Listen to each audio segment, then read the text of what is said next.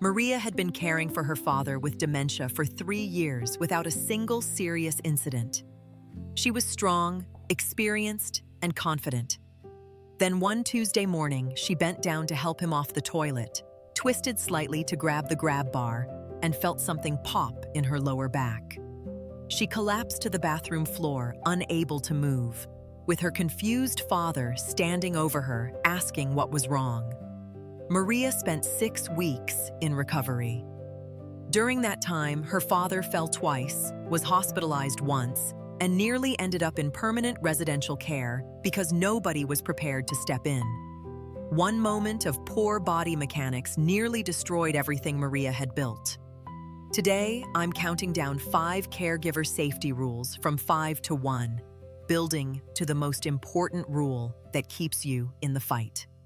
Whether you care for a family member at home or work in home health professionally, these 5 rules are your safety net. And rule number 1 is the silent threat that takes down even the most dedicated caregivers. Before you lift a finger to provide care, map your surroundings completely. This applies whether you've been caring for someone in the same home for years or you're a home health professional walking into a new residence for the first time.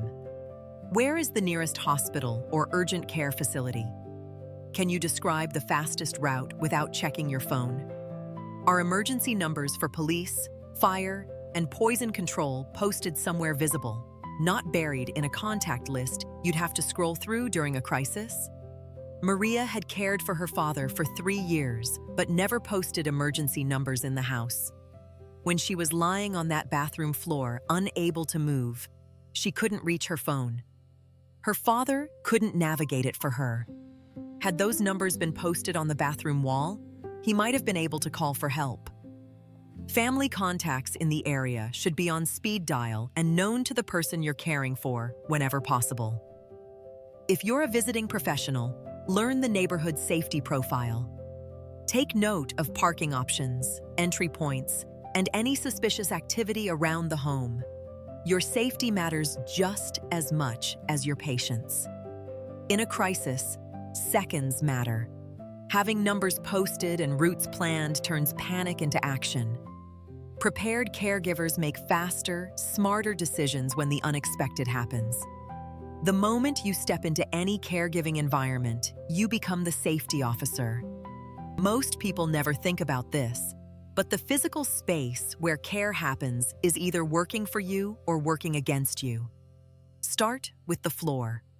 Throw rugs, curled carpet edges, loose bath mats, and trailing electrical cords are fall magnets. They sit there looking harmless until someone catches a toe and goes down. Remove them or secure them permanently. Pets present a hazard that surprises many caregivers. A startling number of home accidents happen because someone tripped over a cat weaving between legs or a dog underfoot during a transfer. Keep pets out of the immediate area during any movement, transfer, or assistance activity. Evaluate the lighting in every room where care happens. Can you clearly see what you're doing? Shadows hide obstacles and create confusion for dementia patients. Are your most frequently used supplies within easy reach without climbing or stretching? Every time you reach overhead or bend into awkward positions to grab supplies, you're creating injury risk. Maria's father's bathroom had a loose bath mat, dim lighting, and supplies stored under the sink, requiring her to bend and twist to reach them. Every one of those hazards contributed to her injury. Simple changes like removing that mat, installing brighter bulbs, and moving supplies to counter height could have prevented the entire incident. Document hazards when you find them. Fix what you can immediately and flag what needs attention for the next visit or family discussion. Falls are the fastest way to turn a good day into an emergency for both you and the person you're caring for. Caregiving is physical work. Lifting, reaching, turning, and transferring another human being places extraordinary demands on your body. One bad movement can sideline you for weeks or end your ability to provide care permanently. Maria learned this the hardest way possible. The fundamentals of safe body mechanics are simple, but must become automatic. Keep your feet shoulder-width apart to create a stable base. Bend at the knees, never at the waist. Keep the person or load as close to your body as possible. And the rule Maria broke: never twist your torso during a lift or transfer. If you need to change direction, move your feet first and let your whole body follow. Use every tool available to you. Gait belts provide secure grip points during transfers. Wheelchairs, walkers, and canes exist to share the physical burden. Elevated toilet seats dramatically reduce the strain involved in the sitting-to-standing transfer that injured Maria. Before every transfer, check that equipment is in good working order. Wheelchair brakes locked. Walker tips intact. Grab bars firmly mounted.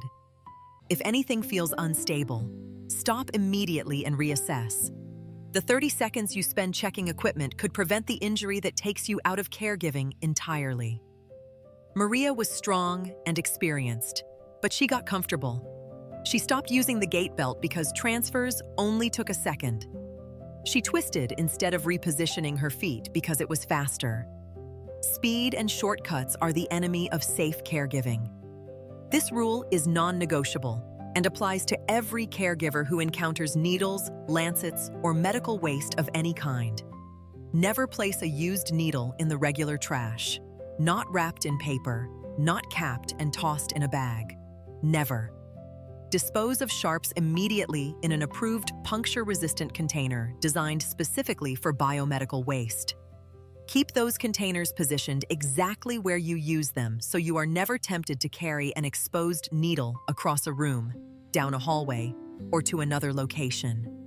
Medical waste, including soiled dressings, gloves, and contaminated materials, belongs in proper safety bags or containers, sealed and handled according to local regulations.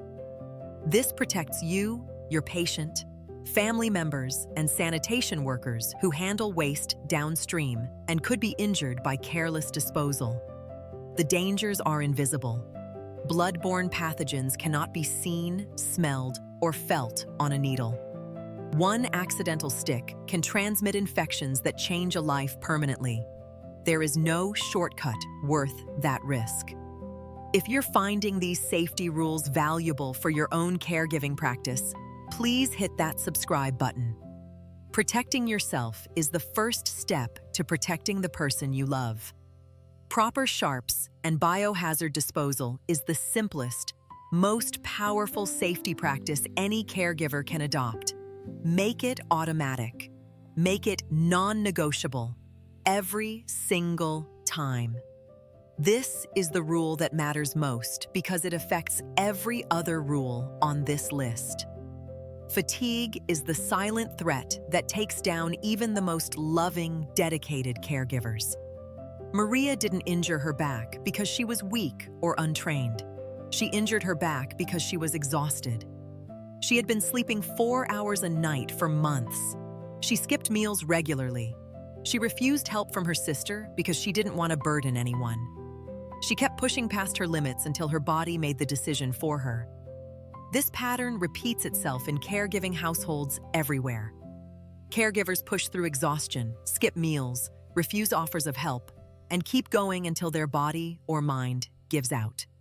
Then everyone suffers.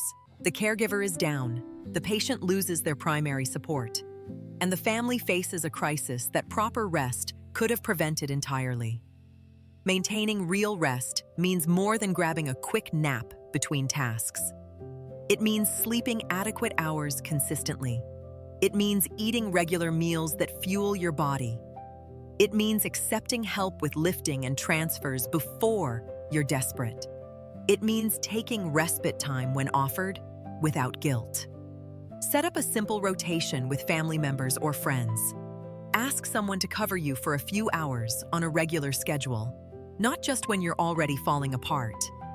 If formal respite services are available, use them.